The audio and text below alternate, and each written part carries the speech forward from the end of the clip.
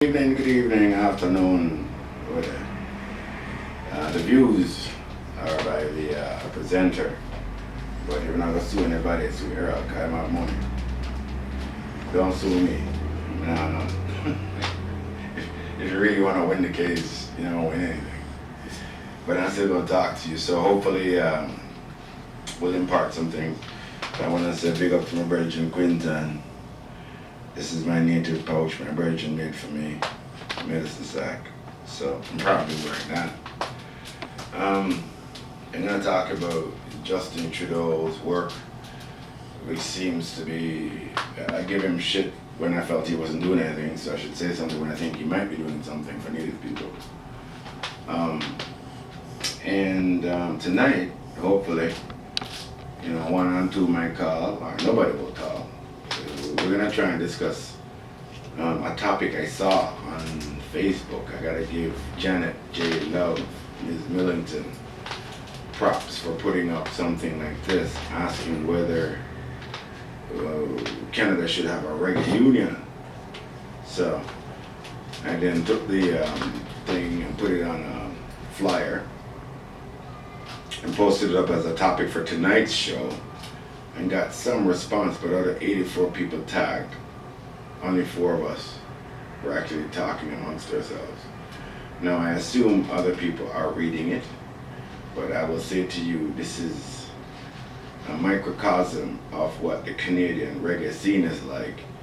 Everybody has opinions privately, and when it comes to stepping up and making a change, we are unable to do so because I don't know, we've learned to be cliquish, we've learned to be the whole crab in a barrel thing. One person did mention about, what we need is unity. Rastafari said organize and centralize. And reggae music is very much an expression from Rastafari in many parts of reggae. Yet we are unable to do this. So hopefully 1 and 2 people will call in and tell me what we could do or say or what direction we could go in for reggae music. I would have loved it if I could have had a panel discussion in here. One of these days I'm going to see if we can pull that off. But I'm going to dedicate this song to what the vision to me of reggae music is about. And it comes from reggae's probably most savage soldier, the one called Peter Tosh.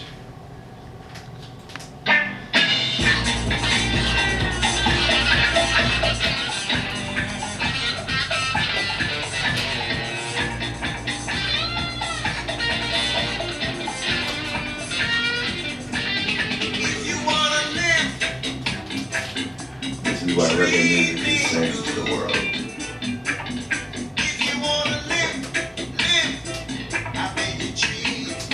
This is why reggae music I tell that. I'm like a walking razor, don't you watch my size. I'm dangerous. Said I'm dangerous. I'm like a walking razor, don't you watch my size. I'm dangerous. Dangerous. If you are a bully, Yeah, treat me good. Yes. If you are a bully, I bet you treat me good.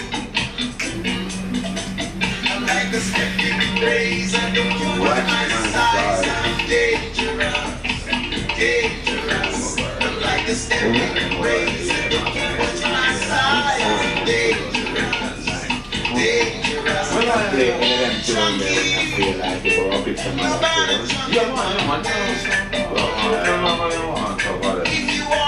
You pick the next tune. Actually, you know what? No man, give them pick man. You go and pick. Give me an When it gets hot. Alright, bucket and palace. Legs for the legs. Yeah, alright. It did it. You know that? Watch my size, I'm dangerous. If you eat what? Asphalt. Treat me good. And we drink lead soup. Wait a minute. I'm bad boy, I turn up.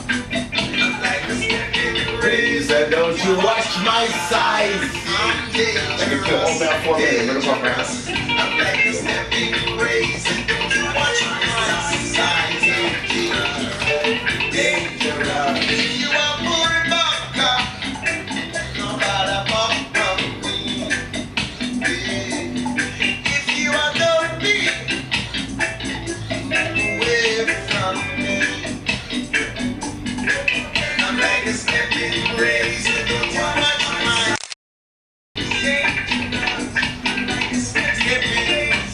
walking signs. I'm dangerous, dangerous.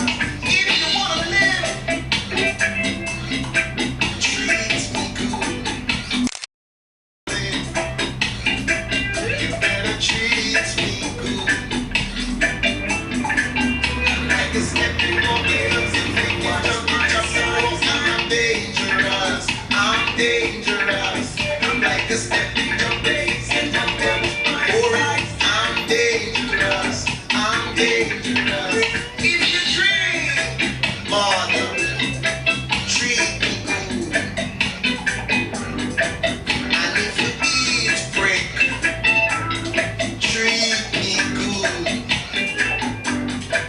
I'm like a flashing lights and the rolling time. I'm dangerous, dangerous. I'm like a stepping razor, don't you watch my size. I'm dangerous, I'm dangerous.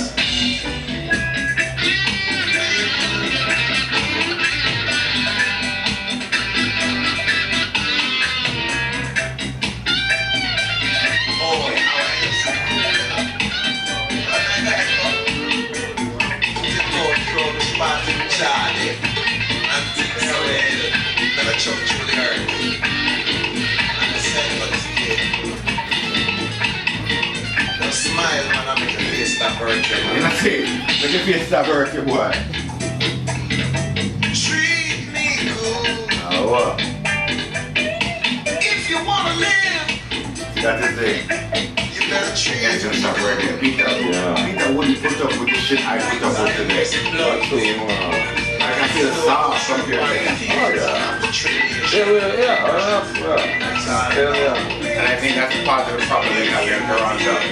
A lot of us and they don't want to hear them talking about. No. He thinks that he's soft too, so I'm not calling myself. Yeah, my chance to put on sound. That when they were soft, would have come over that already. Yeah, man. And that means that. That's so man. The sound. I'm dangerous,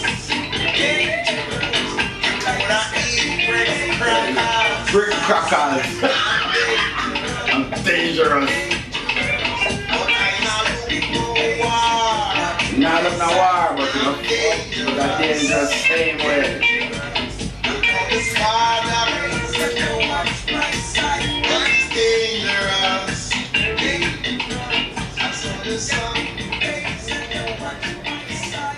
I didn't think that I talk about. Me say, I damn thing that we are talking about. I'm dangerous. It's not nothing for those. Yes, pause. We can't get them too much of that yet. I'm coming to that. I will talk about that one especially. This Peter Tosh energy. This is what I started to really penetrate about reggae music. It comes in all forms. Peter is just far more, maybe brutally honest, but reggae is still an honest appraisal of the tenement we are living in, our government we're under, the system that runs the planet, or you know, the new fashion or new dance. Reggae is like news, you know. Reggae is tell news, you know.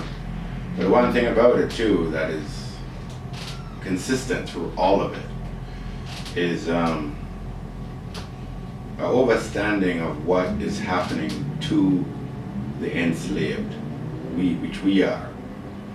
And the only way we can express ourselves spiritually is through vocals and written lyrics and song.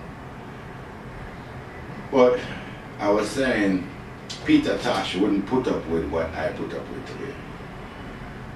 You understand? You know, I can say, well, maybe that's why he's not alive. It's probably exactly why he's not alive. That's the truth. But I still don't think, say, we should put up with it either. Just because, bless you, it's just because we don't suit a specific package. Peter didn't suit a lot of packages. And Marley's lyrical content didn't suit a lot of packages, and Spear and Culture, and the list is endless. It's like Garnet Silk and Buju and Being the Man, Elephant Man. The list is endless of people who speak out against an oppressive system. So, Mr. Peter never really hold him down. Like Jacob Miller, I think those two people would have been pretty amazing had we had their intellect to pick on in this time, because they were on the forefront of aggressive defiance from when they were youths. And so now, you know, with years of experience, maybe they could have helped this planet, but maybe they still do with their music. So Peter is on the forefront again of marijuana legalization. Here we are in 2017 and I said I don't want to legalize or decriminalize, I just want ganja freedom. Just stop taxing us, stop talking to us, people grow plants, people buy herb, people sell herb bushes, whatever. Just treat it like oregano or parsley, or because that's what it is. That's just it's a herb. And stop regulating things. Nobody has died from any overdoses of marijuana in the history of man. We can't say the same for alcohol, can we, people? So it's not about looking on my nose at alcohol too, because some people want to drink, make them go and do what they want to know. But get off of this ganja thing. So people now even legalize it now, we take it and we smoke it where? I smoke it in Buckingham Palace. I love this song.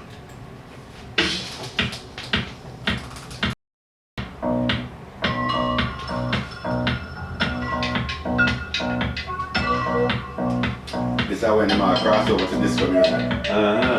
Yeah. And I talk about disco music, reggae music. Yeah, this guy music. Feel that. I can see. Yes, I'm taking that tour, yeah. Yeah, I tour the wicked. Right there. He did it the play. Robin on the blood, King. Yeah. So wicked one. Then we come here. Funniest thing. Here. What would you see? Here. One straight. Yeah. And did it. All over Europe we go with this one. Yeah. You see Tom Munch, I'm walking, I like the show there. Walking like I carry a crew of people to go see reggae for the first time. I'm gonna reach up at the gate. At the time that I'm just come out of the army, I have on my army, the official jacket with all the thing them there. I'm a clean search pants and walk up on the thing and I say, listen to the youth when they are all the thing, move out the way, they go up me, I'm just tell me entourage, go and read. They treat me, I got off salad. I do my Scotia and she come down my way. She buy every Peter touch, every album, every part of mine. She falling in love with him down there. Yeah, man, this is she buy every piece that thing by Peter touch. Yeah, man. How are you with him tonight? Keep your heart on shining sun. Don't light the split, light up the split, light up the chalice. In Buckingham Palace. Plenty of paper, plenty of fire. Make me chase All them vampire. light up the split, I say, light up the chalice. We've on it in a Buckingham Palace. Plenty of paper, plenty of fire. We have the chase on fire. Music, her nation. Sent from the jar, we praise, yeah. So they eat and listen, that listen. Be a fan for better days, better days. Come on, that's on your face, I'm on your chest. Gonna smoke it, oh, stop calling this. Let me get this, let me get fire. We are the chase with vampire.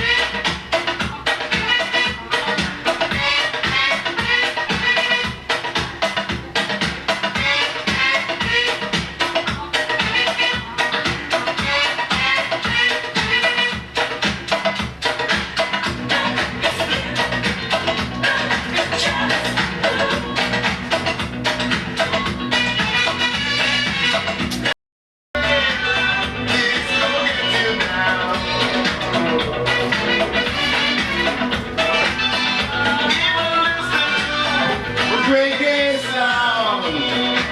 Let's go music. Light up the spirit. Light the JuLion. We are the smoking and walking on fire. Let me up in fire. Let me up fire. Man, we chase with vampire. That's on your face. I'm on your chest. Gonna smoke it. Oh, stop calling this. Let me get this. Let me get fire. We are the chase with vampire. That's a spring. Light up the chance. We got the spring. I'm looking on Paris. Yeah, I'm working on policy. You might get the last word, got smoking in Buckingham Palace. What does that mean to you?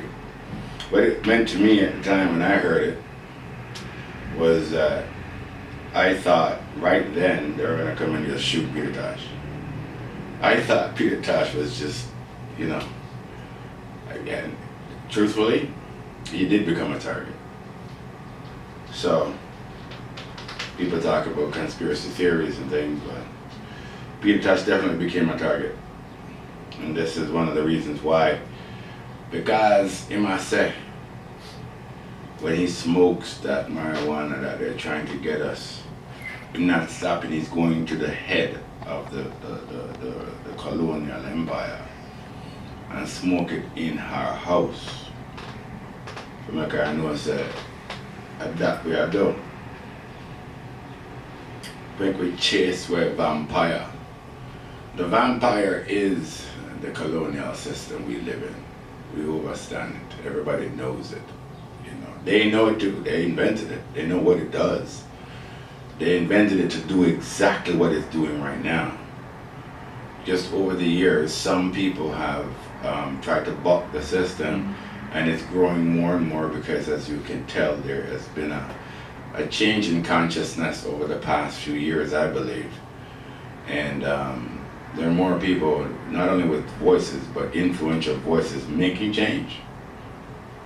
So Peter said, right, and I'm going to blaze up that vampire, chase away the vampire. The vampire is the thing that sucks blood. You see? The vampire sucks blood out of the people. And that is what is still happening in Jamaica today. Right now. Last week, next week. 1962. 1959. Yeah, man. The same thing where native people are living with right now is what is going through the entire so-called commonwealth. When you hear commonwealth, it isn't common to everyone. It's just a common sucking of the blood of every single nation. And though Canada is a part of the Commonwealth, she's one of the richer parts of the Commonwealth, that some of the resources from Jamaica come here. The life I live in this country is on the backs of the country I came from, and many countries like it. The country I come from now, raping the country I used to come from. That's the truth. You know, this is not news. So when I keep coming back to the native issue, it's the same Commonwealth that have abused this race of people. The same people. It's not a different set of people. The same Indian Act, which is the handbook for apartheid, is still in use today here. The brutality that black people face is not negative today as it is for the native, as it takes into consideration. But you know, not like black life is a whole lot better. We just have less brutality. But I truly believe, as a Canadian, the people spending $500 million on a rubber ducky and some stuff could have taken that money and taken it to many reservations across this country and really elevate Canadians. You know, if we lift them, we lift ourselves. It really is the truth. So the more you allow these negative vampire people to eat away at the native population, you're really only eating away at yourselves. Not just the vampires, but you yourself, me.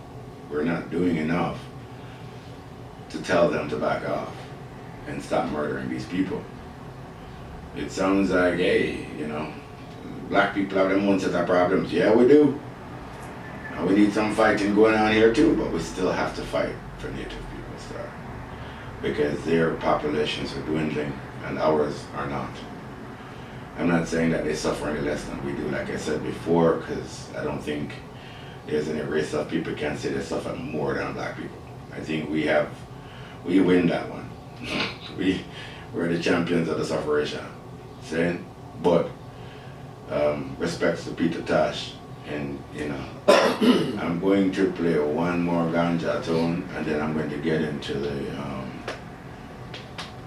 the native issue as it pertains to this colonial system, and the Prime Minister of the country, Justin Trudeau, actually going to reservations now and answering questions about what he intends to do going forward for Canadian native people. And overstand the things he's going to say, but it will sound very matter-of-factly, but one of the questions I want answered from him is, who goes to jail? I want to know, you know, down the line, who made the laws, anybody who enforced any of the laws of the Indian Act or anything that was meant to demean native people should be held up in a court of law and sent to jail, because we're talking about murder of thousands of people. So that is something the Prime Minister need to talk to us about at some point, you know. Just admitting to it and apologizing for it just somehow doesn't seem correct, does it, people? Anyway, I love ganja tunes and I love the truth. Morgan Heritage have a very nice way of letting you know who runs the ganja world. Run, tune selector.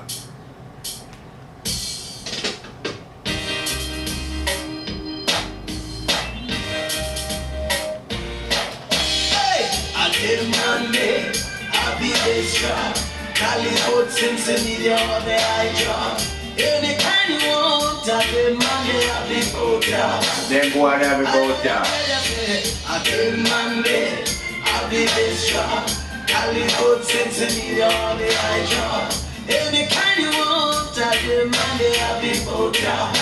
Listen good, I know you're wondering who we're talking about. We're gonna let you know so have no doubt. Just open your ears and listen here. As we speak, these words will make it clear. It's not the street hustlers on your corner.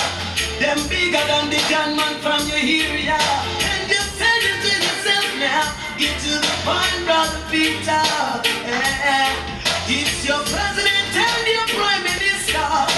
Police in the street, the governors and soldiers. Yes. The bishop in the church, and we can't forget the deacon and the pastor. Deacon and the pastor sell ganja.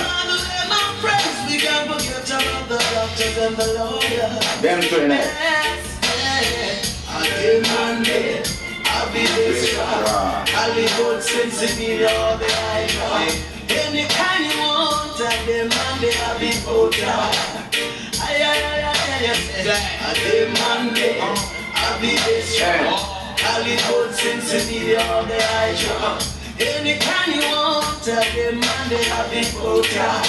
Yo, said it's gotta be the highest grade that we talking about, no low grade. They don't mess with that, no doubt, cause see they playing a different game when we think that we be running things and big ways. It's on a higher plane, yo, this thing, it ain't no play. Monday I'll be both job. You very say it's not the street hustlers on your corner. They're bigger than the gunman from your area. You say That's bigger than the gunman from your area.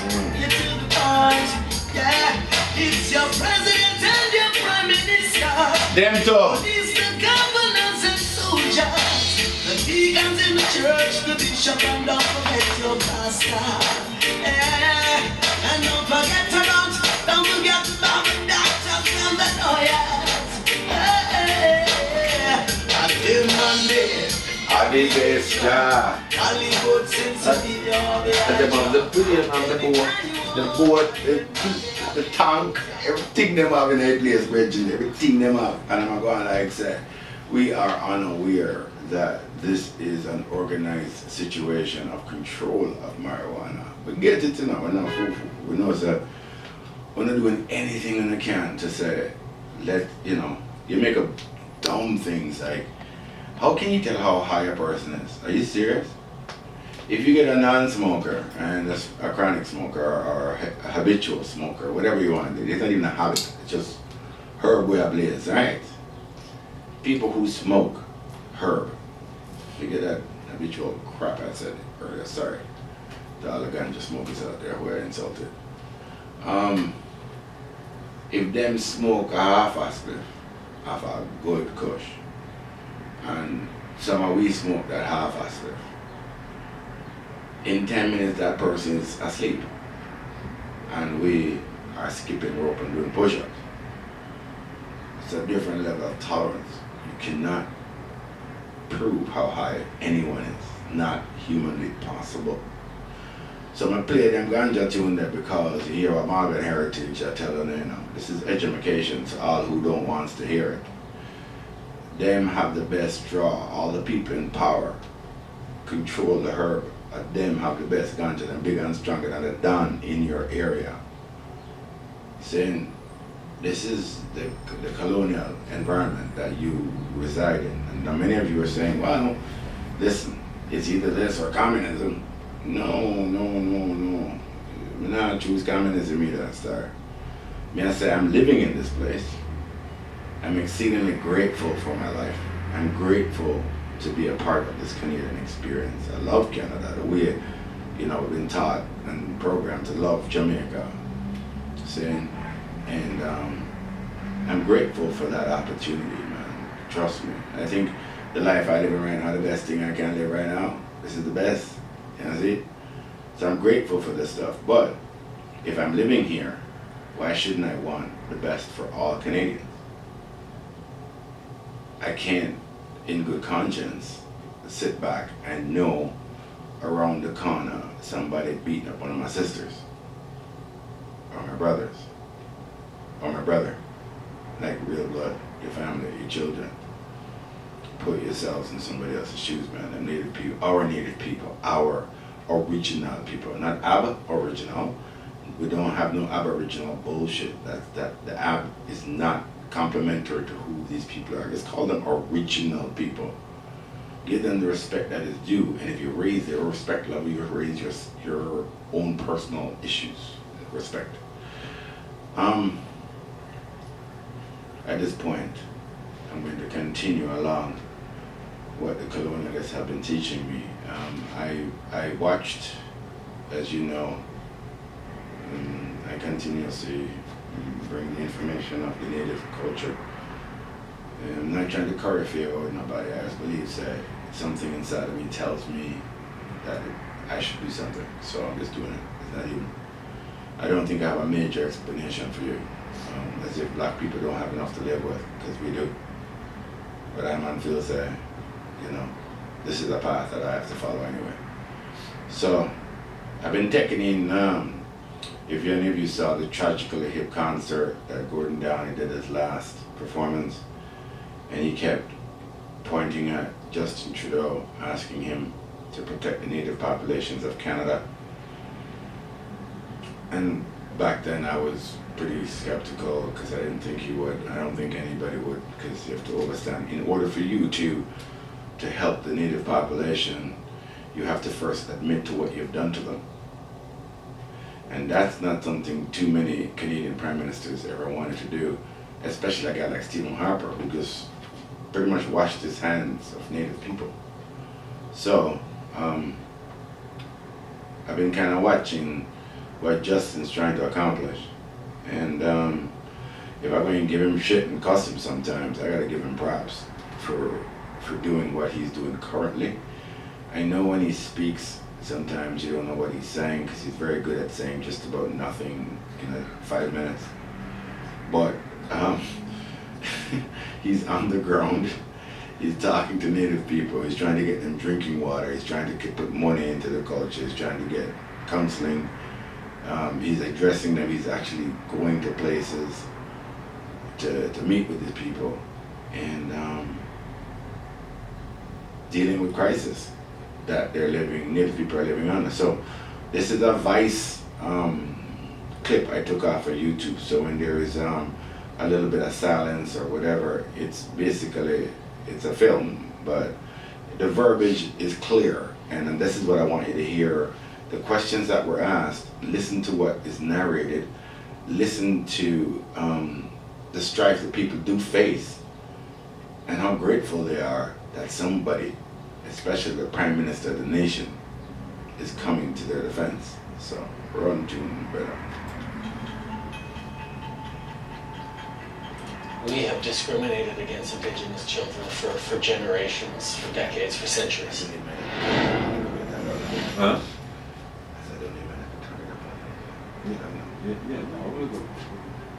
Just watch the lungs, it was very low. Dozens of isolated Indigenous communities in Canada have recently declared states of emergency due to suicide epidemics, unclean water, and a lack of adequate infrastructure. Amid these crises, Canadian Prime Minister Justin Trudeau made a historic visit to Shoal Lake 40, one of the First Nations reserves without clean water and stranded by a broken-down ferry. Trudeau spent several hours with residents here, just one part of an upcoming Viceland documentary on issues plaguing Indigenous communities. Late in the day, he spoke to Vice News about the government's complex relationship with First Nations and what his new Liberal government says they're doing next. Mr. Trudeau, thank you for joining us. We're here in Shoal Lake 40, and in the recent weeks, the national conversation has turned towards communities like Shoal Lake 40, but also like Attawapiskat and Cross Lake that are enduring and suffering through these crises of youth suicide. And your federal budget has been criticized for underfunding child welfare. The Canadian Human Rights Tribunal found that our spending in Canada actually discriminates against Indigenous children. So As you've accepted this role as Prime Minister and as you had this visit today, do you agree with that? Do we discriminate through funding against Indigenous children? We have discriminated against Indigenous children for generations, for decades, for centuries. And that's why this budget put forward $8.6 billion and never before seen levels of funding for Indigenous communities. And is it enough? No, it's not. And is it going to fix everything overnight? Absolutely not. We have an awful lot of work to do in the coming years, in the coming decades. For the kids we met today, I mean, what can they expect, like, for the rest of their teenage years and adult lives? Is it going to be their kids that are going to see these changes, their grandkids? What can be promised? If their kids are going to do well, it'll be because we helped these kids now who will have a better experience as parents as their parents were able to have, just because so many childhood experiences or parental modeling were stolen in the residential school years. So listening to these kids, I was asking them what they need. One of the girls said, look, we need more counselors. We need more people we can talk to who will understand us. We need more after-school activities so that we have things to do in the afternoons and the evenings.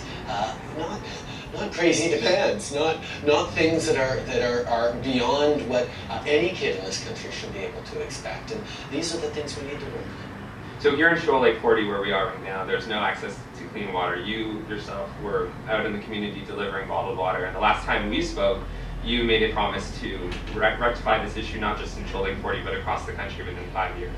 Your new budget is committed, I believe, $1.8 billion towards that.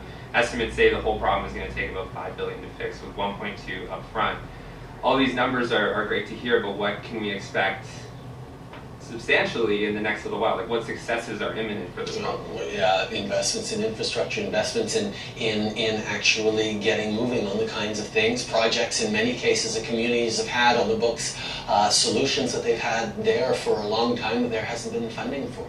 We're going to look at the quick wins we can get to and think long and hard about what we're going to be able to start working on to solve in the coming years. So it's a strategy stage right now, basically. Oh, no, there's immediate actions we're going to be able to take this summer in investing in water treatment in facilities that are needed. Can you share details on where those will be? We're still working on it. It'd be better to talk to both our infrastructure ministers and Indigenous and Northern Affairs Minister. But the money's being spent. The money's being there. We know that it's time. It's time that the federal government recognize that this simply can't happen anymore. You cannot have as many communities in this country without water. And the irony of Shoal Lake, where the Right. water behind us is where the city of Winnipeg gets its water, and yet this community here doesn't have drinking water. So there are challenges that we have to fix if we want to consider ourselves to be the country that we like to imagine ourselves to be.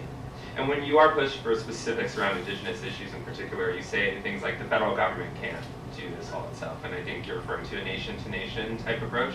How do you execute that without being, frankly, like paternalistic? Like, what is the process? Well, the process involves consultations, involves capacity building. A lot of Indigenous communities have been subject to the Indian Act for so long that they're further from self-governance than we'd like them to be, than they'd like to be. And to get beyond the colonial relic that is the Indian Act is going to take time. Some communities will be able to move off of it within the coming months or years. Many more will take more years, even perhaps decades in some cases, where there's a lot of work to do. But a lot of it is empowering Indigenous communities to develop the capacities to take the lead. But in the meantime, the way we engage needs to be as partners, letting them set the goals, the priorities, and working with them those priorities and goals. And to the Indian Act, your Justice Minister compared it to shackles. Mm-hmm. What are the specific parts of that act that you really want to get rid of as soon as possible? Look, the fact that the federal government controls so completely Indigenous peoples in responsibility, and from when they're born to executing their will. There are things that simply make no sense anymore in a modern and free country, and we need to work very hard with Indigenous communities who are all different, all have different strengths and challenges and ways of going about it, to build the path forward. So, if you asked a community of Indigenous leaders, okay, let's magic wand away the Indian Act tomorrow, they'd say, no, Yeah. not tomorrow. Not that simple. Some of them might be ready next year. Some of them won't be ready for another decade. And it is important for us that we move towards that in a respectful partnership. You've said in the past that if a First Nation wants to veto a project like a pipeline, the answer would be absolutely that would stand up. What I've said is that we need to fold in a serious way, the way the Supreme Court has said, consultations. Now, ideally you don't get to a point where consultation is yes or no. You actually involve from the very beginning, like they do in the Arctic, for example. In the Northwest Territories, they have boards that examine the projects from the very beginning with Indigenous voices from the very beginning. So it's not like, okay, here's our project, this is where we want to go, now let's check in with the locals and see how it goes. No, in the very conception of the projects, you have those Indigenous voices folded in along with other voices, and that approach is where we need to move to.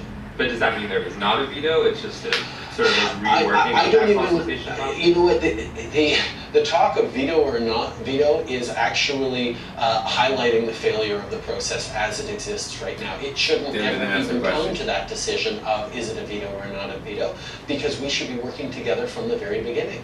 Obviously, so because we didn't work together, we just have to go ahead with the pipeline. Is that what you're saying? And what level of approval works is something to be worked out going on in an ongoing basis, but in a real and substantive, honest way with integrity, and that's what the Supreme Court highlighted. This visit has caused a bit of mixed reactions, understandably, and I think a lot of it has to do with Attawapiskat, especially the timing of what's going on there and their outcry to get you to go. Are you going to go? I look forward to going there. I look forward to getting out right across the country, and it's just a question of when. But the other thing that we need to highlight is that these, whether it was Lalash where I was just a couple of months ago, or here today, or Attawapiskat, sometime in the future, there are thousands upon thousands of communities like this that shouldn't have to go through a period of emergency to get the kind of attention that communities are getting now. We should be creating solutions that won't require the Prime Minister to drop in a helicopter to show that, no, we're taking this seriously. Yeah. We need to be demonstrating that we are acting in every community, every community to make that That's difference. hilarious. Thank you very much. Always a pleasure. I love what that kid said. Well, you could have taken the barge to the place you've been trying to avoid. It's right across the river. Justin, oh wow, I'll get to the pipeline issue. So, a couple of things that came up. First of all, I want to thank Vice News. I don't know these people, but it seems that they bring some things that people don't like to see. They kind of taught us about things that are happening in so-called third world nations that most white media would never bring to their children, and Vice News seems to do that. So thank you. As I'm picking up one media giant or a small company, but they're huge to us. You gotta big up rootsradio.ca. Conscious thought, getting an opportunity to speak on some of these things, and thank you for those people listening. Jeremy, I know you're out there doing your thing. Thank you for wearing my Reggae for Life t-shirt with the Canadian flag upside down saying Canada 150, colonization and apartheid, and shooting that photograph and sending it to me, and thank you. We love Canada. Jeremy's a born and bred Canadian here, from probably Scottish descent or something, and Jamaican, just moved here. But we're still proud Canadians. We're just not proud of us murdering people. We did it. I'm doing it. If I'm doing nothing about it, if I'm saying nothing about it, I'm a part of this deal. So I don't want to be a part of murdering these people. So I'm going to speak as much as I can. Thank you, Vice News. Thank you, rootsregulated.ca. When he was asked about whether we discriminated against Native people, he honestly said we have always discriminated against Indigenous people from time. This is not new. So his forefathers and forefathers and forefathers have killed millions of Native people. We need to start holding some of these politicians responsible for war crimes. And if it's not war crimes, then it's just plain genocide, because there was really no war, because the natives were never fighting back. Native people were never fighting back. Original people fought eventually at times when they felt threatened and their children were being threatened and their families. So we took the children away from them and put them in schools, and the Catholic Church ran it. Justin is trying to get the Catholic Church to make an official apology. When you apologize, who do you now arrest for sodomy and raping young children, boys and girls? The brutality towards Native children when they were ripped away from their parents is one of the reasons of the high suicide rate in all of Native culture, not just in the teens. Enough Native people killed themselves. Because if you get ripped out of your home, away from your mom and dad, I wonder how you do it. Because I know I wouldn't probably fare very well. So, and how would I not grow up angry? How would I not grow up hating myself when you're being told that your parents are savages? How do you feel? And I was dealing with my brother there, Quentin, and he gave me a DVD. His father is a Native elder who now goes into the prison system and has sweat lodges and teaches Native men who they are, what they are, and their own culture. See? So some of the Native Mandem are sacrificing to give back. That's how they are. Instead of trying to take up guns and shoot people in Ottawa, they just keep focusing on their own people and trying to bring their traditions back to their people. Kind of cool to me still.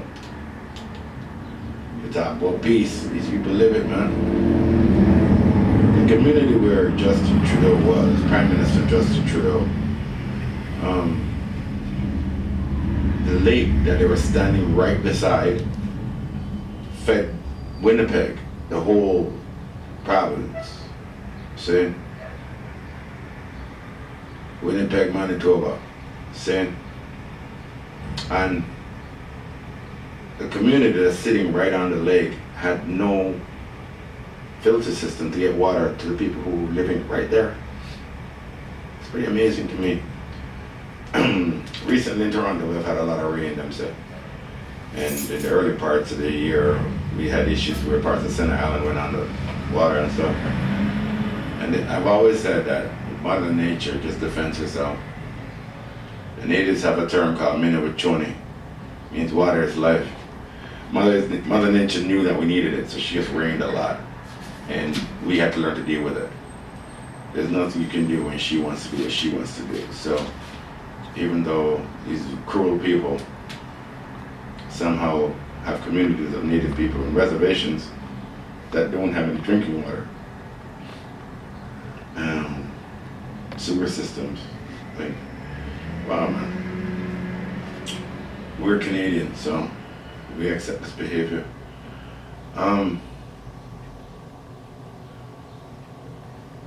When he was asked about the Indian Act, this is one of the parts that really hit me, actually. When he said they have to go beyond that colonial relic. That's his words. Colonial relic of the Indian Act. It's not the Indian Act that's the problem, people. This is the distraction that Justin is providing you and me. The problem we're facing is colonialism. is not one part of colonialism. You say, oh, okay, you know what, they caught us for the Indian Act. Let's take that one down. No, man, it's the whole system we need to dismantle. We need to change it. This superiority, white superiority business is for the birds, people. All of a sudden, they want to take the Trump Plaza Hotel out of Toronto. They want to change the name. If these people weren't racist, blatantly racist assholes, this Canadian government and the upper jackasses who think they're important weren't racist in the first place, the Trump Plaza Hotel would never have made it here. It's not yesterday we know Donald Trump's father and mother were proud members of the KKK. There's enough photography and history to let you know who and what the dude is. Yet we had a Trump Plaza. Well, it wasn't really Donald Trump, it was people using the name. It's the same thing to the rest of us out here. Not news. We have a racist issue, and it's not just the Indian Act. It's all of white Canada, and a lot of people don't want to touch that one because it's like, hey, well, yeah, some of your friends are too. These are the people I call them the NA. They're the ones who say, teach us how to get back in line. No, we're not racist. You have a chip on your shoulder. You're always using the race card. Or some other bullshit. No, okay. It's either right or it's wrong. And if something doesn't feel right, then it's wrong. It's wrong to me. And it's wrong to a lot of us when we speak of carding and how we treat our Native people. When you say the Indian Act was about controlling indigenous people, there is the clue you might want to look at as to why we have 12,000 women disappeared. It's our government. You can say what you like, but that's obviously what it is. There's no other truth.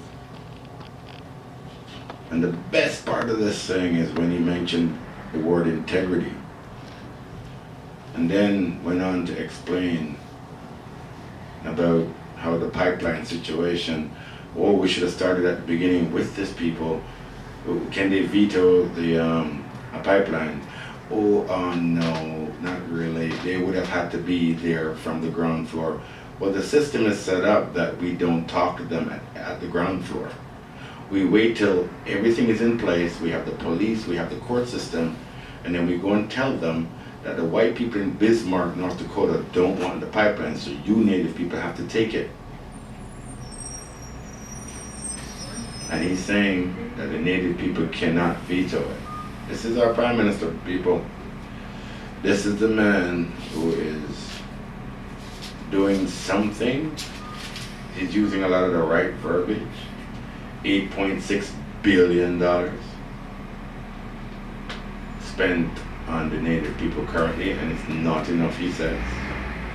He's doing all these things to appease, but that pipeline ain't gonna go through North Dakota, ain't it? You have to be watching what the colonial is doing. They shake the left hand over here and they're popping them up with the right hand. It happens every day because, like me, we are all programmed to go along with this. See?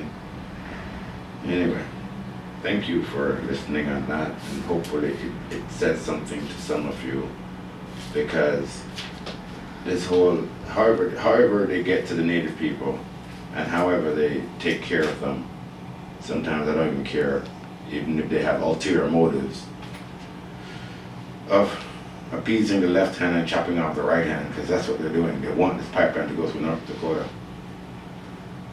And it is run by some of our banking institutions, and thank you, Jeremy, for standing in front of the CIBC, no, the BMO sign with the flag and my shirt, Reggae for Life.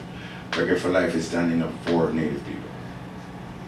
I'm going to do the best I can to get people to admit to them the murders that they did to them, help these communities go and attack the people who are doing the murdering. Because they still exist. It's the old boys club. They are still here.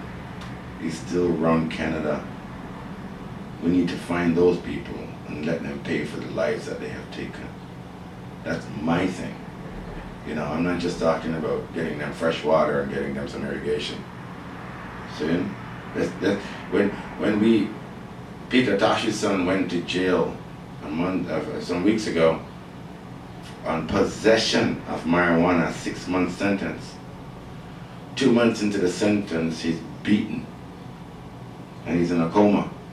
I don't know if he's come out of that coma yet, but if you get enough head trauma that you get into a coma, there's a good chance the man was hit pretty hard for weed possession, ganja, marijuana possession. It's like putting a man in jail for oregano. Can you imagine? Or thyme, or some ginger. For real? Yeah. We run some music, you know. I feel Dillinger, I want to talk to some people in a papaya. You can do that. Boom track. Roots Reggae Radio.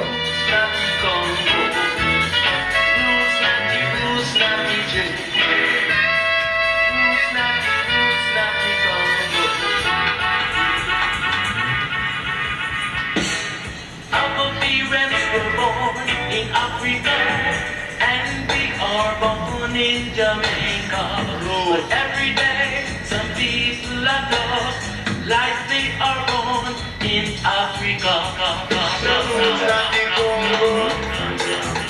You're not the trade, it's a bongo. You're not the trade, it's a bongo. I want a roots, not the bongo. Yes, me papa say them born in Africa. Me mama and me papa say them born in Africa. Born in a jam down. But now we born in a jam down. Oh, man. But we are African descendants, I would tell them. That we are African descendants, I would say. Our ancestors was born in Africa. And so they got to their slave and some of us to see go back. When I was a Cuban African, not the Papa was a Cuban African. But we are African. But we are African. But we are Africa. Rastafari tell them. Don't in a Babylon, don't in a England, in a Europe, an African in a Canada, not African is in America, African is in a China. He's the son of color African. African and spread out. African in a China, an African in a India. But me say that African is in a Syria. Me say that African is in a Asia. An African is in a England. African is in a New Zealand. African in a Canada. The mother son a little way that I would tell about the African. The mother was a Cuban African. The papa born of the Cuban African. That's why we got to sing a song about this African. Because the mama was a Cuban African. We say the papa was a Cuban African. So them brought us here as same and so we have to declare. About the soul of color Africa, an African in a Canada, an African in a England, an African in a Europe, an African in the rich class Canada, an African in the rich in Jerusalem, some people say them can't cross Scotland, it's the border people say them can't in a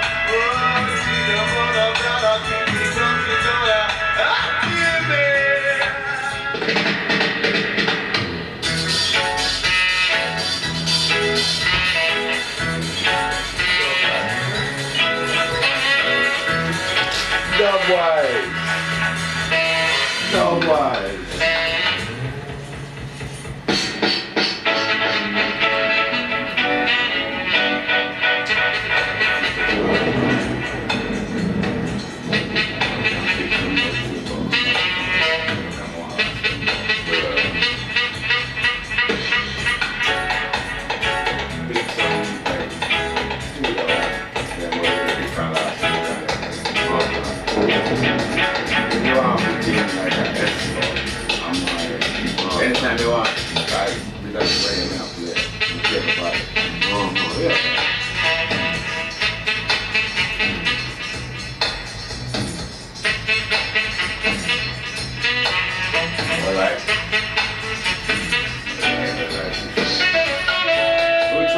look like, we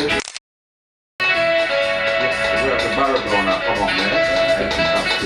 And then, how many is that? I'm not trying to what is this then? We have the rust thing, so we have, Yeah, some of the studio one. studio one. Yeah. Something like it, man. Yeah. No problem. Is that enough? Okay, more. Sorry.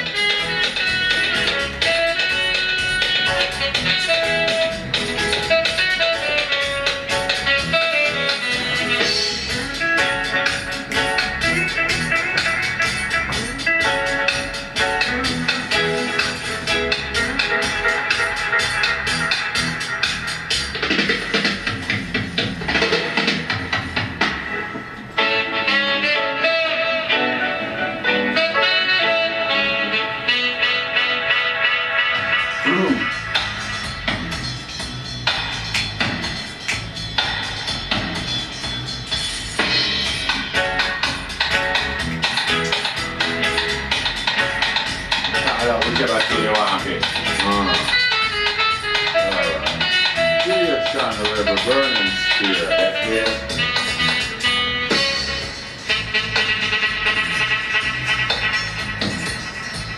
She's the kind of person that these people say.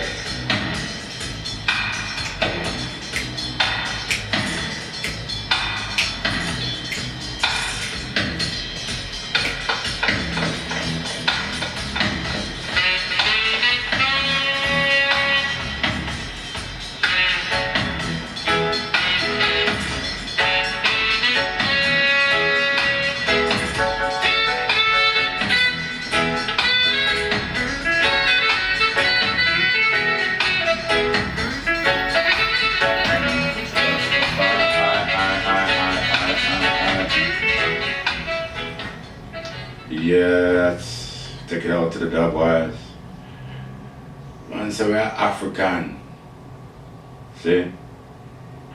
This is from, by the style of the music, somewhere in the early 70s, mid 70s, where I talk about a consciousness that was hitting Jamaicans, young Jamaicans, going to the studio and making tracks, because I couldn't. Why were they so proud of being African? Everything I was taught about Africa was a very backward place. Timbuktu was a backward place in Jamaicans' heads, yet Timbuktu was a place of higher learning, where many Europeans went to learn to do many things. So, I won't keep bringing this music, because I find the music itself is far more eloquent than I am, or most of us are. You don't have the information like some of these people who have researched it and actually put it in a lyrical pattern. So, this show tonight was also, like I said, my sister in Janet Millington posted up a thing called why don't we have a Canadian Reggae Union? And in posting up what I had to say, there was some opposition, there was some upsides, there was some downsides. A lot of people have something to say. I don't really say much, When I posted up the thing, I tagged 84 people. I'm actually looking at it now, so you have to bear with me. I tagged 84 people. People, artists, everybody in the industry. A lot of people are seeing this. And out of tagging the 84 people, 4 people are in conversation under the topic. 4. So that in itself tells you about the Canadian reggae scene. There isn't anything about it You know, it just isn't. You can talk all you want, but whatever. It's just nothing. Because people get mad. Oh well, there's no unity among the practitioners of reggae music, or black people are blah blah. That's true. I've heard that since I was a child, and we still ain't done shit yet. Everybody's talking about cohesiveness. And when you put out the information, and I know the people I tag, all of them probably saw it. Some just don't think it's that important. Some think it's a waste of time. A union. Well, you need a reggae union for it. Half the artists don't work, and those that do work, some of them aren't very good. And that's something we need to talk about. You know, people get upset. Well, oh, we gotta talk. I'm here to talk. No, Bridget. Me not telling you what you need to be doing. As I was explaining to Aaron earlier on, I used to play football as a youth. A coach looked at me one day and said, yo, I can't teach you anything about this game. So I'm looking at him thinking, what do you mean? And then I realized he was cutting me from the team. I get run out of the studio. See? So I had a choice. The following year, or all the way to the following year, I went out and played no football, getting ready to play Manning Cup for Woolman's at the time, and I was going to play. And then I came to Canada. Missed up my Manning Cup year, but when I got here, I knew what I could do. I knew what I was. Nobody could come tell me if I would leave no more studio again. I knew my limitations. I played professional and semi-professional in this country. I won most everything I played in because I knew what I could do. I have some artists come, like some of the teammates. There's a Bridget I used to play with who was better than the rest of us. Better than we, Jimmy Lawson. And them had some man where they dep on the team when we would win championships. And because Jimmy was probably the greatest player that ever came here, them rate themselves like them and Jimmy too. But Jimmy is the reason why we probably won the whole thing. See, and I saw some of the artists in Toronto go on. Because them can put themselves with selfies and record tunes and sing and make them big them up. How many of you have actually been to a group of you, go to a dance or whatever, and somebody in your crew is actually performing that night, and just because they're in your crew, when they're on stage, you're making all kinds of noise for them and making them feel good about themselves, and they really weren't very good. I have seen that more often than I'd like to say I haven't.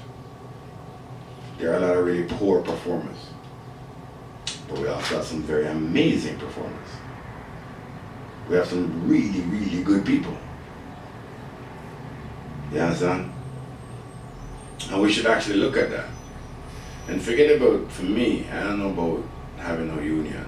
You know, in discussing with Errol earlier on today, the terms you can put on headphone and a microphone, because we agree. I don't think we need a union. I think we need some more of a foundation. Who sits on the board of the foundation, I don't know. Who runs it, I don't know. Just not a union. Coming from the experience that I had working at the TTC, the union was just another level of ass to kiss. That we paid them to do nothing. I didn't find them very useful or helpful. Now, when you have a company like the TTC, you have way up 10,000 people on the front line or whatever it may be, yeah, you need some level of protection from management. But in 2017, I thought we were wasting our whole heap of money on a union. That's me. Some people love the union thing. I just don't see the necessity for it. But it didn't help me. I didn't see what the thing. And the thing that I knew in my heart, and I still know in my heart to this very day, which is the bottom line of what I feel about unions, is that the CEO of the company, and the union executive, whoever they are, at some point, both these people answer to one person. There is somebody, if you go up the line of the pyramid, they answer to the head, which means they have the same boss, which means it is collusion.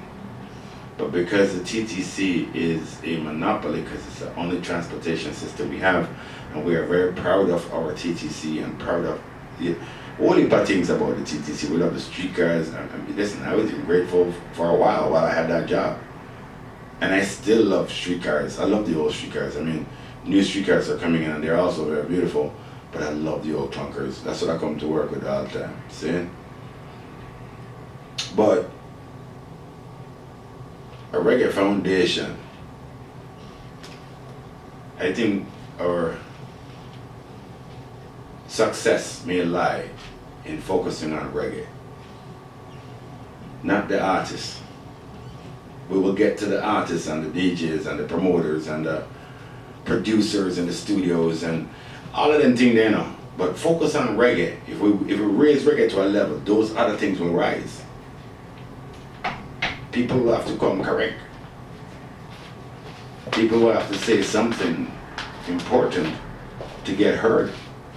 Reggae music has that opportunity where it's a global market. Pull to you.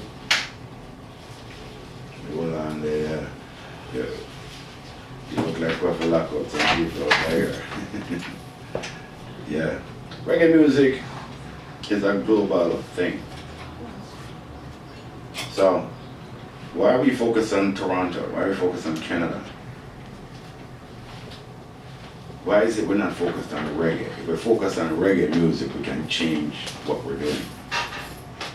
It becomes less about the individuals, me, you, Mary, Fred, whoever, saying, and becomes about reggae, focus on reggae. Create a reggae foundation where we put on about 10 people and we just reason about reggae every week. Saying, and we'll find a way to compensate that by that federation, foundation, whatever, can get work for the people within the foundation. And though anybody can join it, good, bad, or indifferent artists can join it. But you're hired based on your skill level and not just because, anybody can get a show, anybody can put on their own show. Nobody's stopping those things. Everybody is free. I don't want to be, that's why I don't like unions and them thing there. Because everybody wants to put it in a cage so that they can make some money. There's nothing wrong with money because we need money to run the industry. But right now, we have to take it to another level. Alright.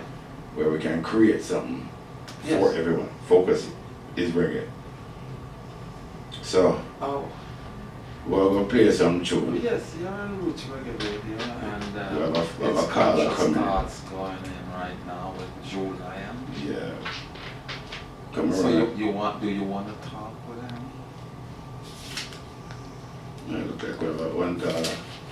That'd be kind of nice. You can't hear it again? Yeah. Let's not focus on. No, you should hear it Individuals. out there. It shows We have that some it's artists not- out there who said that the promoter them are some crooks. Can you just kind We have some of refresh it? We have some promoters out there who said that You want to talk? them don't want to talk You to wanna the talk artists in here? Toronto because they can't bring Yeah, nobody. yeah, I can put it through. See? So, we have Okay, one we second. have a caller coming in, you say? Yes. Who do we have calling us? today? Janet. Janet, oh yes. My friend, look on you. When I call your name on radio, it's a good thing when you call in, don't it?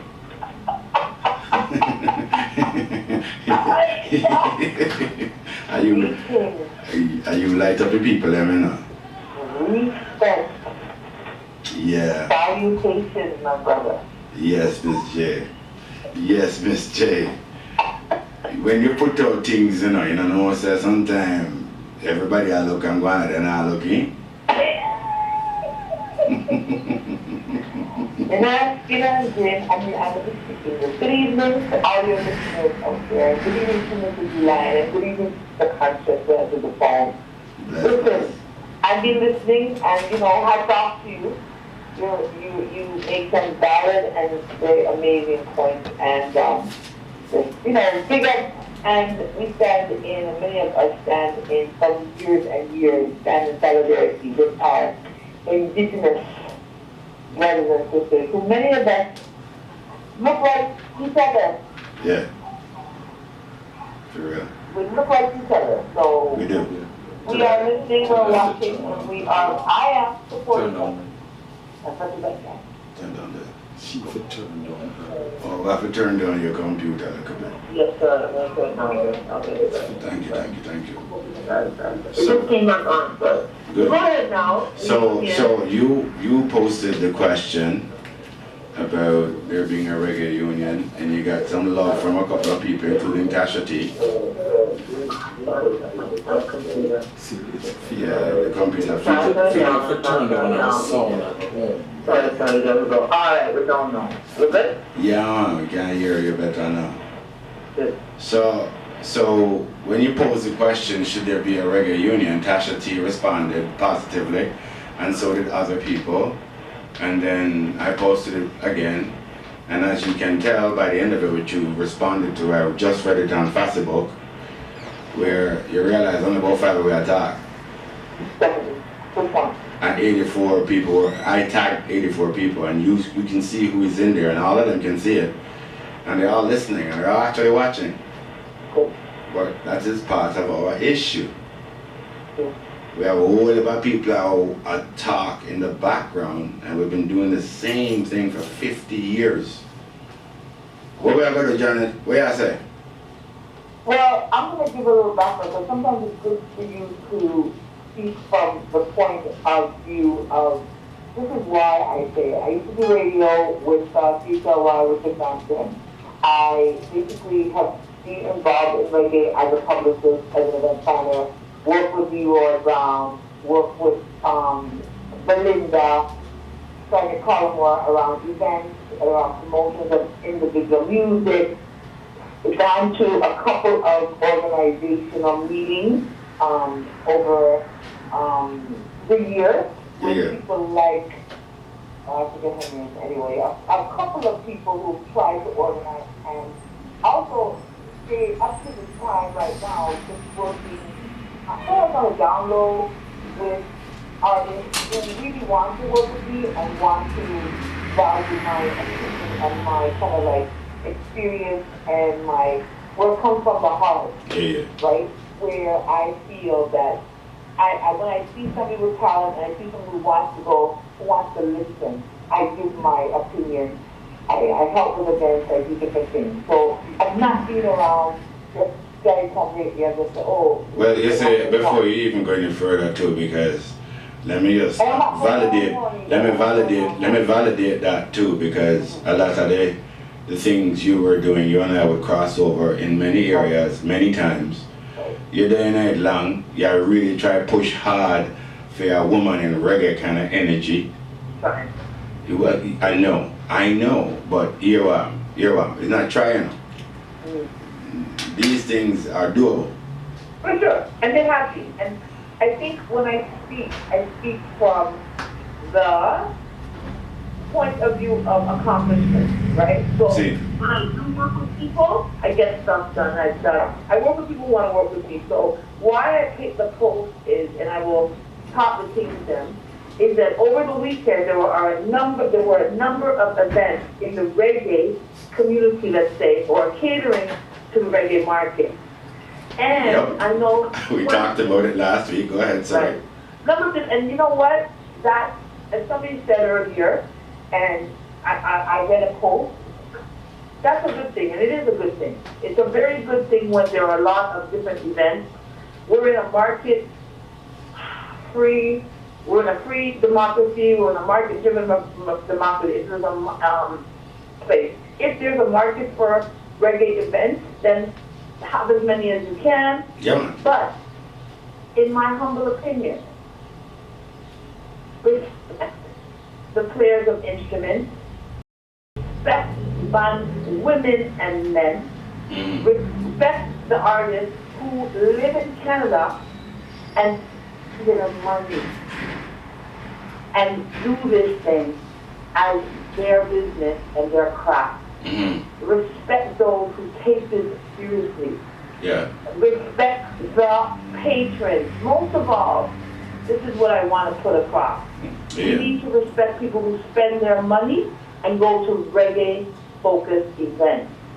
Not all of us go to the door and bob out, now artist, now radio man, now radio woman. Not all of us. Some of us actually spend their money. Yeah, man. I mean, I encourage that, as you know. Right.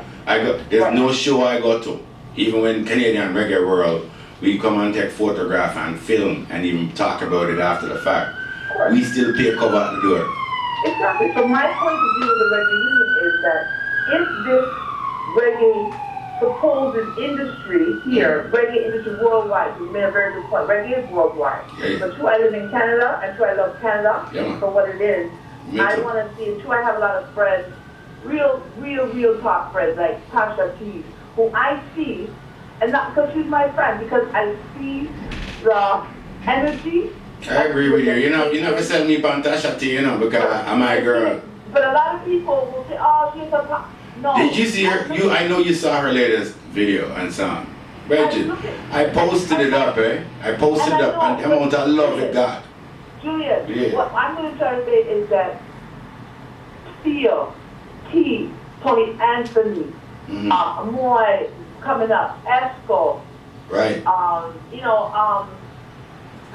just work, there's Ella, The so list, many people, the list, Nana, the so list many is people, long. Leroy, so The many list people is spend long. their money, their hard-earned money in production, in doing their artwork, in putting out music, in flying to Jamaica, or using specific producers, Danny Maestro, here, who's an award Juno winner. They spend their money, they take this seriously. My thing is, why I posted that, is that if I have a stronger foundation as an artist and as a musician, as a sound man, as a sound woman, then I'm able to give a better product. And I'm able, my final thing is that I'm able to then develop something where I don't mind to pay $45 to come into a show, because I know I'm going to get a very good show. And we have to stop discounting our Canadian-based artisans, that they're not going to give just as much of a good show as a Cocoa Tea, as a Chronic. Is it familiar to breed content, or do we have some artists here that shouldn't be on a stage? And sometimes when we put on shows, and I've been doing this forever, and I promote live reggae music more than most people. For sure. I have found in my experience to date, there are some exceptional artists and there are some that are not very good. And I was just having that conversation before you called in, because a lot of the people who may not be that great, they become the vision of what Canadian reggae is, and they're not. But I'm not talking about, I'm talking about level. I'm talking, my whole point of view, that everyone knows me, I'm about the business and about the, like, I had a workshop, business entertainment. I'm always about money. When I do PR, who knows me? I'm about business. My business is, I don't care if you're good, I don't care if you're bad, I don't care anything. If someone's gonna hire you, you need to be paid. Let's just cut all the bull crap. Canadian artists who are here doing their job need to be paid, one. They need to have decent rehearsal space, two. They need to be put on, blessed, need to be put on prime time, three. They need to be respected. They need their contract. A lot of artists have their own contract. When you're saying they need to be respected, by whom? And By anybody who's opening the door for us, or those artists you speak of? Who has ever done it, and who are we expecting to do that now? no, I'm not saying, no, I'm not taking it from that level. I'm not a Vegas. I'm not Vegas on stage. I'm dancing. Whenever, a lot of our artists, we gotta stop thinking about our artists are back there, they're here, right? They're here, they're doing shows. What I'm trying to say is that we have to understand, we have to start, we being purveyors of the art, people who have the money to hire, people who are hiring the artists. I don't want to say promoters, because we're going to take it bigger than promoters. Yeah. That should respect them as they respect any other, let's look at reggae, any other international artist that comes in. Right. So guess what? I'm just trying to say is that, in my opinion, reggae will become stronger and better for the patrons if there's an accountability, and for the promoters, and for those who hire us, who hire people who work in the industry. It will be stronger. We have to, all of us can, listen, we don't need a reggae union. There's a thing called ASTRA, there's the Toronto Musicians Association, there's all of these things, there's the Ontario Music, there's Women in Music. When I go to these events, I'm not seeing anybody else there that looks like me. I'm not seeing anybody where anybody, I'm seeing, by the way, I posted a question and targeted 4 people, and 4 people responded, so I think I don't care about those. I think- you know what? I think I don't care about those people who didn't What? respond, because guess what? All those people who didn't respond, they're all good. But when they're hired and they continually don't get paid, they continually, because we're never going to come to a consensus that everybody has to act this way or their career is that way. I'm trying to say that if we could strengthen it by at least acknowledging the fact that, yeah, you know, I did 2 shows the other day and I didn't get paid for none of them. I don't have, maybe, well, get a management. Well, right now I'm not at a management level, and I respond to that. But at this point, if I do and get there, prepare, have 2 background singers, have this and that, and I'm investing in my career, the respect should be there that whoever hired me is like any other job you do. I need to get paid. But again, we are going to have artists. You sent out 84 posts, 4 people are on the string. No problem. There's 100 artists right now that I could go talk to, and 5 of them are going to say, yeah, you know, in Canada, not even Toronto, forget Toronto, in Canada, that will say, yeah, you know what, you're very, very true, but I don't want to have this thing where people are going to look at me and say, why, I talk too much under 888. We get that. But again, strength in numbers. Alright, I'm going to ask you a quick question then. I'm going to ask you to go along with what you're saying, and maybe to have a fusion in a thought, is that instead of a so-called union, I would actually think about a foundation of 10 people that sit around on a Friday or a Saturday or whatever day we choose, that discuss reggae music, and that becomes the beginning of a foundation, and that foundation in itself starts to shape the industry towards more protection of the Canadian performer. So again, that's a good idea. We've done that. Like Lenny, they used to do that with Lenny and Miss Gwen down at Third World Book. It's been done several times before and after that as well. But my point is, what I'm seeing, what you're posting, what I'm seeing, the lack of responses, even though I know people are paying attention. I have you know me, I love reggae music. I love this reggae thing. My objective is to take it to another level. And the way we can do that is to start to see ourselves in a let me finish. If we see each other as an international, like I see Amoy and Esco and Blessed seeing themselves as international artists now, and not just focusing only on being Canadian. So I'm thinking that in order to see change that we've never seen in 50 years that we have been here, we may need to look in a different direction. And the direction I'm saying is where all of us stop trying to get any so-called love from this community in which we live. But reggae is already an international product. So all we have to do is go and follow it where it goes. And Canada is a very, very small place as it pertains to reggae music. So if we have more of us focused as a reggae foundation, in our country, right? And we are exporting our music, we're doing the thing, then it becomes a Canadian identity, I believe.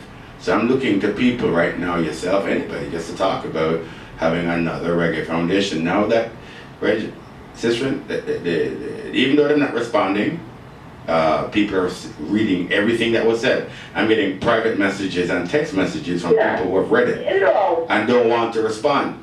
I don't know what to say because I'm afraid I'm going to step on somebody toe, and everybody's afraid to speak. That's another thing about us. We're afraid to speak amongst ourselves. And if we can't speak the truth, like we have so much talent. You and I are so in agreement with that. So what are we doing then if we don't have the support and infrastructure that access to other entities? I'm going to have to say something to you about that though. I have been here, I have been on committees, on boards and members and independent record labels and sitting in boardrooms, and what I've seen as it pertains to reggae music anyway, I don't see any of the things that you mentioned as things that are helping, have ever helped reggae music since I've been here. Hold on, can I interrupt you though? Yeah. But I've seen also Factor, which is a part of that whole industry. And again, listen, I am not advocating, and people have to get away from in me, like me, advocating everybody's on the one. I revel in everybody, and I encourage everybody with their own opinions and their own experiences. But my whole push is, like when I have the Woman Working in Reggae Music website, my whole push is to educate and get people to be aware and understand and know that Factor is here for everybody. I don't really care if I put my $50 in Factor, and I've basically gotten a lot of access. I've been part of the reggae committee. I'm just saying I'm saying those things are cool too. But I am saying we need to look beyond that because those things haven't done anything. International, but you're saying, listen, I'm moving away from the aspect of we need to do this here. We don't need to do anything here right now. What we need to do is ensure that people coming through, artists, musicians, people who are doing this, love it, and do it as their part of their business, because not every musician can live off of music. True. I can tell you 5 people can live off of music from reggae. I'm doing 5 or 6 of them. I'm just trying to say that there are respect that should happen. And this is what I'm advocating, that people who hire our artists need to stop putting them on this, looking at going 20 years ago. We've moved so far ahead. We have people like Steel, we have people like Sasha, we have people like Expo, we have people like Amor, we have the whole UI Brown, we have people that, Tasha Roses, they're international, people know them. They're played in England, they're played, Tanya Mullins, they're played around the world. So I am not concerned about them. I'm really concerned about artists that need and understand that, listen, everybody knows Anne Murray had to go out of Canada to make it big. David Foster had to go out of Canada to make it big. I'm just saying, don't put with behaviors, right, the reggae music industry back 20 years ago, right? Which means just respect people who are here doing this, spending their money. I respect you. I respect that a lot. I think people should be paid for what they're earned, but I will always say to you, this is something you can't get away from it as it pertains to entertainment or athletics. Everything is based on performance. And if I am Michael Jackson and you are Prince, we're gonna get paid. Either way, we're gonna get paid. But if I'm JuLion and you are Damian Marley, you're gonna get paid. Now I did the same amount of rehearsal, I did the same practice. I have musicians I gotta pay and 3 background vocalists. But when you step on stage, I know that whatever I'm gonna get at the gate will pay for everybody. So hold on. So I'm saying you are the star artist. You're the one that the minute your name is called, you can fill out the venue. They know they can sell a $40 ticket and to 10,000 people, and you're gonna make them their money 10 times over. No matter how much they're gonna pay you, they're still gonna make a tidy profit. Me now, I am the so-called Toronto artist, Toronto-based artist, and I get a blight on this show, and at the end of the show, the promoter comes up and goes, well, Bridget, you know, you got exposure. Thanks for coming. We've had enough of that over the years, and I know exactly what you're talking about, but I also recognize there are some artists now, as you have mentioned, that them getting there. So why don't we get behind those artists, push their careers, be you know, cohesive, and even if you don't know the artist, promote their shit. And I believe exactly in what you're saying. Mhm. My whole point of this is that Expo can have a show and people show. Amoy has a show and people show. People have that draw power. When you, as a, let's say, a festival promoter, anybody who's hiring somebody, I think what my biggest point is that you're hiring me, I have a contract with you, okay? I don't care if you make $50 at the door. I don't care if you make $150,000 at the door. You hired me, honor my contract. Business. That's my biggest I respect point. business. Trust me, I Done. do. That's the Done. only. Trust me. So I'm with you. What I'm asking, what I'm Why saying. do you give the same talk? Why do you give this talk that, not you specifically, but okay, promoter, whoever hired, you're gonna pay a sham, baby sham, but Lester comes along, gets his deposit, but he can't get paid until maybe never. That's what I'm talking I'm about. hearing That's that. my major I thing. am so hearing that. I am saying putting myself now in a different light, in a stronger position now, where we are more cohesively running our careers and the careers of the people around us. And so we must continue to raise this bar and move in a different direction, because up in 50 years, we haven't gone anywhere really. Some of the artists, as you're saying, are growing. I think reggae is stronger now than it's ever been, especially for the past weekend. I think every single person made money. And I don't think so. I hope they did. Yeah, me too. I really hope they did. But if the market can bear this, if we were to organize ourselves a little better with a foundation or something to that regard, I think we can even take it even stronger. So I agree. Hear me. I love you. Your passion, yo, thank you, because I tell you now, you can come here and sit in with me now and co-host the show. I just want to say is that the discussion has always been, I think, as one last thing I just want to say is, as African people, basically it's mainly us who are that's the target market, who you're basically mostly show reggae music. I mean, reggae music downtown, uptown, it's all good. Yes, we know there's some venues that attract different hues of people or different types, but bottom line is, if I'm going to an event, my whole thing is that I want to see, and I'm really there sometimes, to just observe, and I just want people to understand, especially promoters out there, people who are hiring our artists who live here and who work really hard, that respect is due. Not everybody has a manager. Not everybody is looking for a bus.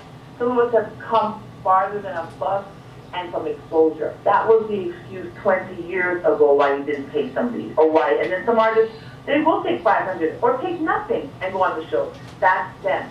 But don't class every single artist, musician, band member, sound person, producer.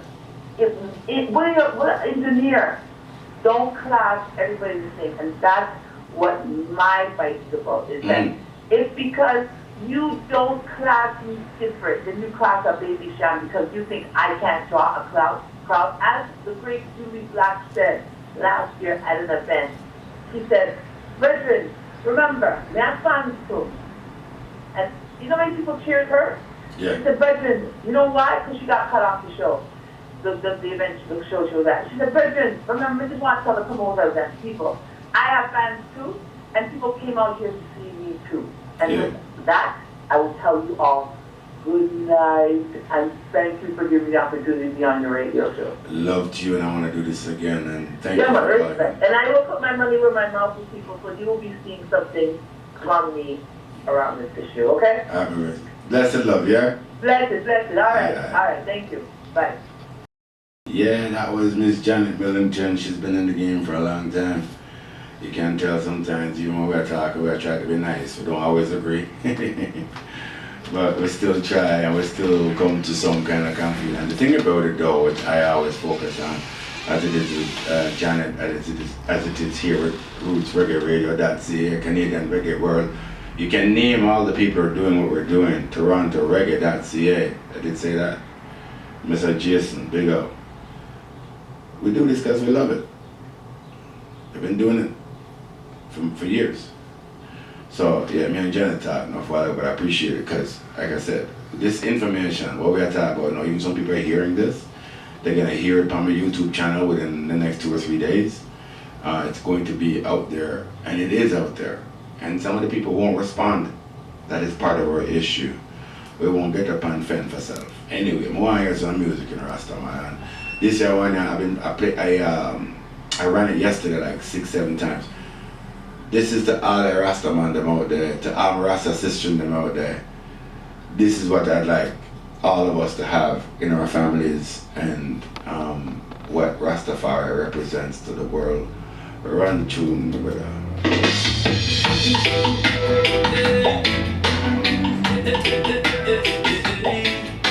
Are you proud to be the mother of our father? I'm singing this worldwide. Everyone for blood, them stealing at them girls' side. It's a trying to get my first child. Look on my face full of big smile. I'm singing this worldwide. Everyone for blood, them stealing at them girls' side. My woman, your first child. Yes, Look on my face full of big smile. Focus on your family. Proud to be your mother, proud to be your father of someone. This tune. The youths are on the future, so you can teach them to be strong. We don't know woman, we don't multiply. So certain things we can justify. Replenish the earth, man, I heard she cry. Can the youth them keep on today? We were talking about it just before we went to our stop. I think she had that feeling to get my first child. Look on my face full of a smile. I'm singing this worldwide. Everyone for blood, them stealing at them girls' side. My woman, your first time. Look on my face full of a smile. Me mother and father, they grew me. I'm singing this worldwide. from me come here now. I know just like nobody that I know enough. What a shine in my youth are bring. The smile alone make me want to live. We bring a child in the world now. No choice, I'm You were teaching up when she said that the arts them are so good here. We used to do stage management, right? Let's come out of the theatre, right? Now I give enough food. it's a Not joy to to much get take my like first child. not to run. You know what I'm saying? All of us. I'm singing this All of us. wide. Yeah, we just have soul man, nobody knows no problem. But we spend hours and hours. We spend all more hours than the bar. Equipment set up and pull down after whatever body you have. You have to count every mic and every wire to make sure there's no back to them. I'm gonna get that set. But you know what happened too? Enough of them creators here, someone have put on them show, come and beg you to come on the show, and then they expect to get here. But I think the conversation should be at the front. And I think people avoid the conversation. Right, but me let it start, me let it start, and then You come on the show, but I'm not paying you. Assistant asked me to speak, like you think so women, I think for men. She said I have no money, I said I wasn't coming for money, and I still went anyway. yeah, you're not weak, but you know that. You're not front, anything, right? Integrity. Right. I'm sending this to the universe. If you want to promote yourself and you go on shit, you should glad you get friends. But it's not it. I'll talk kind of a little bit too. I'm smiling. You know? But more artists and people in the industry to talk. More You don't want to talk, I'm afraid of it. Are you proud to be Are you proud to be a mother or a father? Yeah. That is the focus, you know, people. A sense of contentment within humanity as Rastafari people, you know. And I love, you know, Miss Janet. You know, she's fighting hard for her artists. That's what she's doing. She's been through so much over the years, and some of the negative behavior. And as we are reasoning earlier, Tommy said sometimes, you know, when certain sounds string up, an artist come and beg to get upon the sound, you know, and then when the night down, they want to get paid because they get too rewind and too pull up. But I'm saying, yeah, he or she deserves to be paid. But is that the contract? And that's one of the things that we don't do. We do not have the conversation before. And then sometimes we do have the conversation. The man says he's going to pay you $300 or whatever, and then the night's done, and in missing the brain truck gone, and 3 weeks later you still can't get your $300. Those things do happen. This is where I am saying, if we have a reggae foundation, not maybe so much a union thing, but our foundation, where these conversations happen, and then we start to open up dialogue, and we start to say, well, maybe we don't work with this promoter or that promoter anymore, and so on and so forth. And then we start to control the path of the industry. But then how do you control the path when you are not like the headliner? And as much as we are growing in Canada and we have some very talented people, our greatest headliner recently was a band called Magic. None of us ever heard of them, but they were fronting for us. And you know, they were getting gigs down in California and Jamaica and all kind of places, and me never hear about a reggae band yet, Canadian reggae band in my life. And none of the rest of us did. But those are some of the things we need to look at too that are affecting our industry. It goes beyond just the music, but I'm saying the rest of it, we need to push it where we need to go. We don't need them to tell us what to do. I wouldn't get a track, you know, because I really like how Gregory just tell people certain things. Only got a couple minutes to go, so, but I still want to run that through now. Run through, my brother.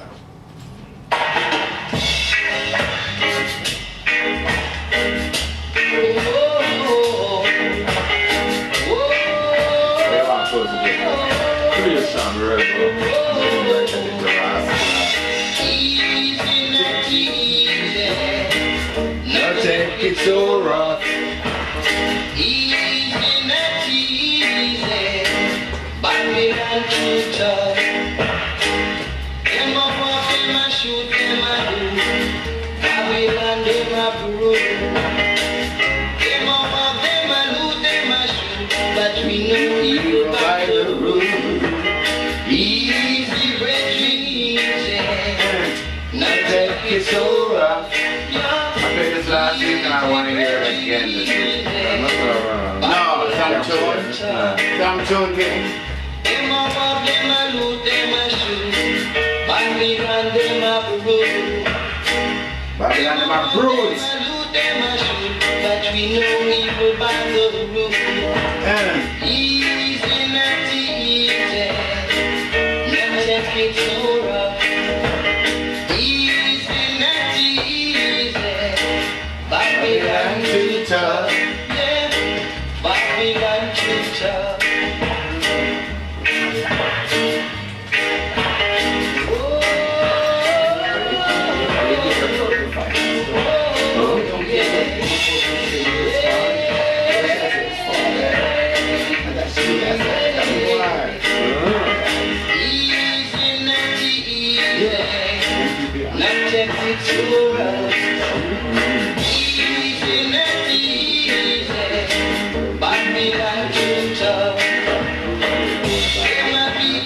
No, but because you want to sing. No, never did. No,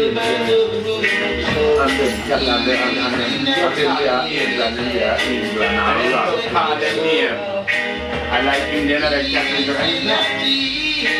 And everybody know it. Yeah, you have to make some. I want song you make wherever go everywhere. Me.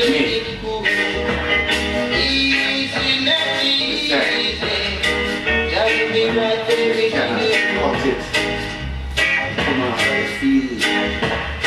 When I came by my brother, my sister, my auntie. I'm still running around for certain years.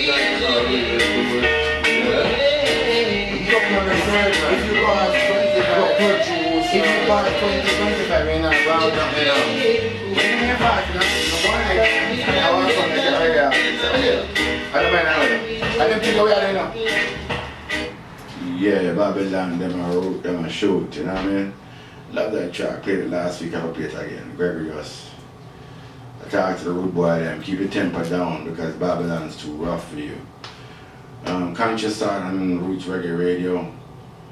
I want to big up my little sister Janet for calling in and defending her charges, and as you should.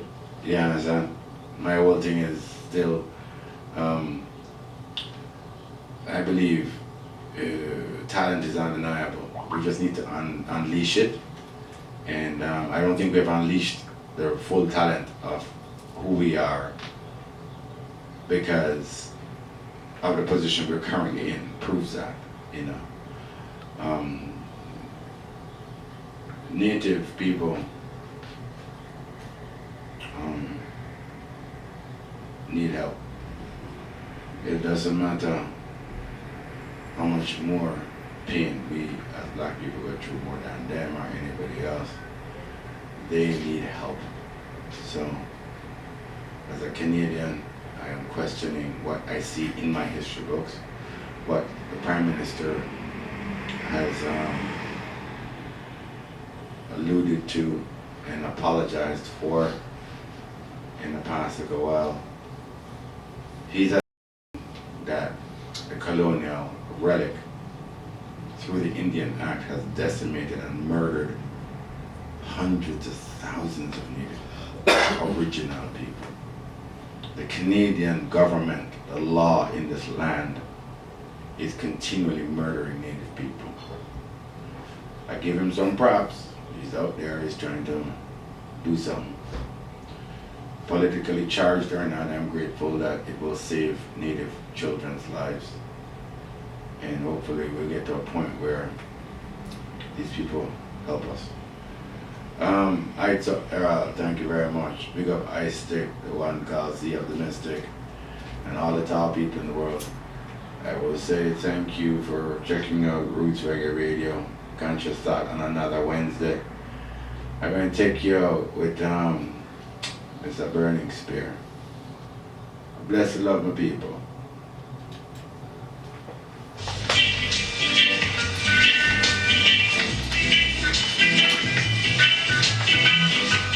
Rebel now, rebel now, rebel now.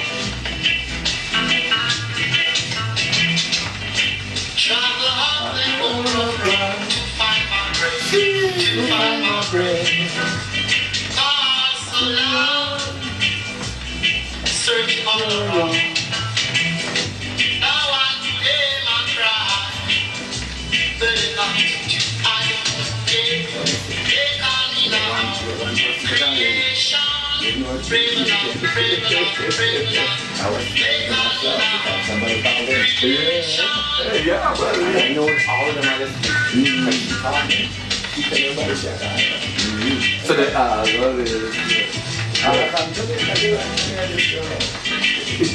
Internet radio. yeah, my internet radio, man. We're everywhere.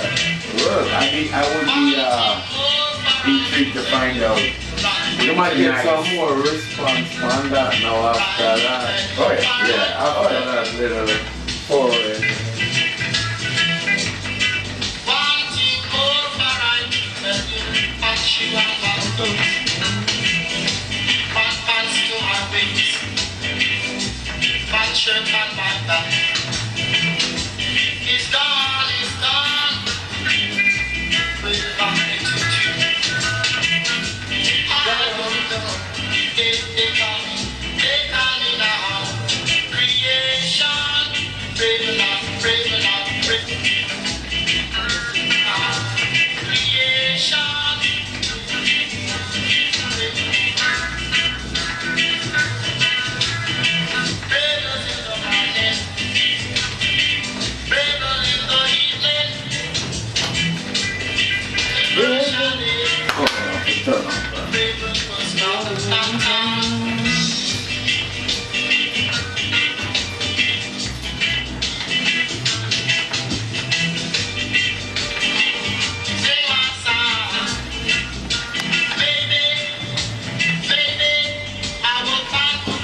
out, I nearly left out without grab something off for you.